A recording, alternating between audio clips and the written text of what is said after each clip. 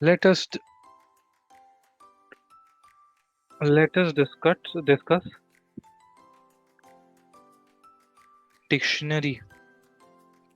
So this is what list was all about. Very lengthy data structure. All right, very lengthy data structure and very important data structure as well. It is asked once again. I'll repeat. It is asked a lot in the interviews. It is asked a lot in the written test. All right. So this is what it is. So this is what it is. Now what we'll do is that we'll create a dictionary. We'll see how to create a dictionary. So A is equal to A is a variable equal to the assignment operator and curly brackets. They represent what? They represent dictionary. In short form, Python refers to it as what? Dict. Python refers to it as dict. If I print this, it will print an empty dictionary. So this is an example of an empty dictionary. All right. So this is what it is. All right. Now dictionary is what? Set of key value pairs collectively called as items. Set of key value pairs collectively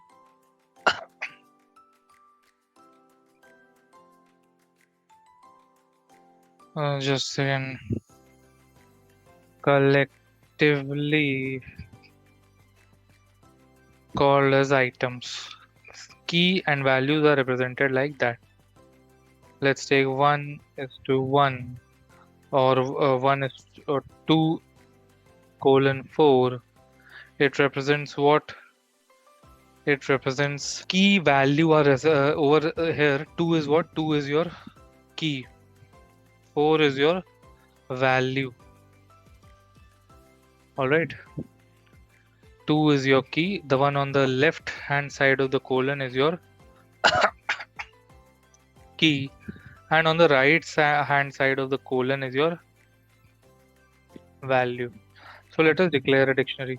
So 1 is to 1, comma, it is the key value pairs are separated by commas. So this is what it is. Now over here, as I said earlier, left hand side is what? Key. Right hand side is what? Value. So how we'll check that? We'll check that with the help of keys function.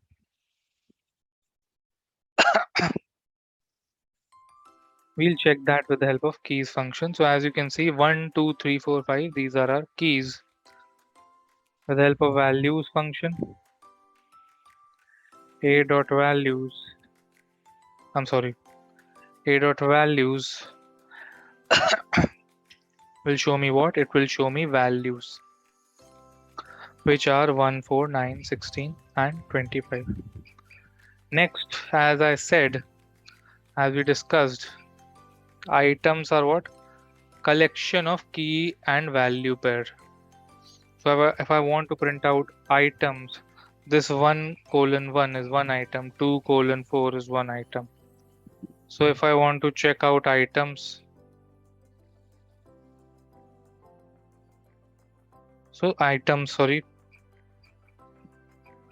items always look for spelling mistakes. Always remember there are no spelling mistakes and no syntax mistakes in the function.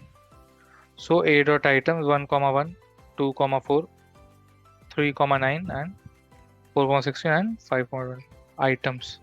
So it displays what? Items. So this is what it is. So this is what it is. All right. Next we'll do what? Next we'll basically do what? Accessing of values through keys.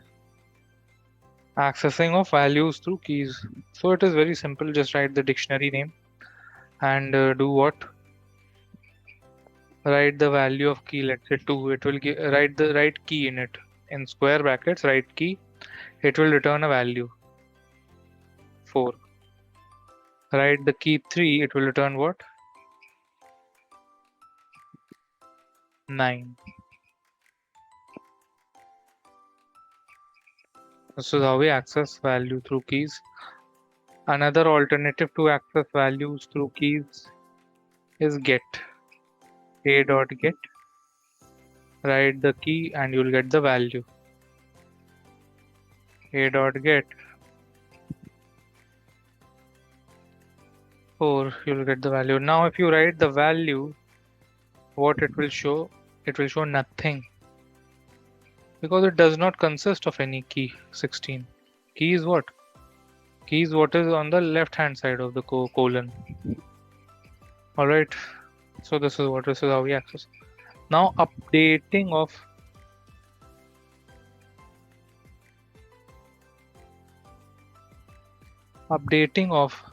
values using keys. Alright.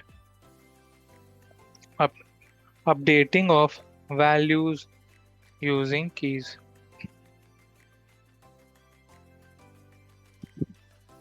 Alright.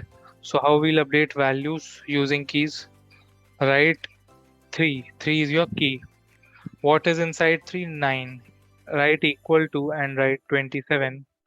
Your key's value has been updated. Key's value has been updated. So this is what it is.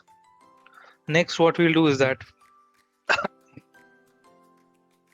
we'll update another value. Let's say 2 equal to 8. Now let us print the updated dictionary 28 327. Let us update A4 is equal to 16. Let us update A5 is equal to 20. A5 is equal to 125 and A4 is equal to 64. Print the updated dictionary. So as you can see, we have our updated dictionary. This is how we update values using keys. So a difference between them is that now let's say if I write a dot get 5 is equal to 25, alright, it will throw an error. It will throw an error, syntax error.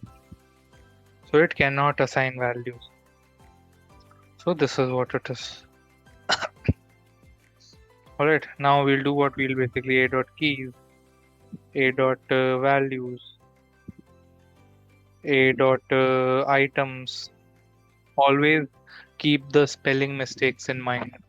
So this is what it is.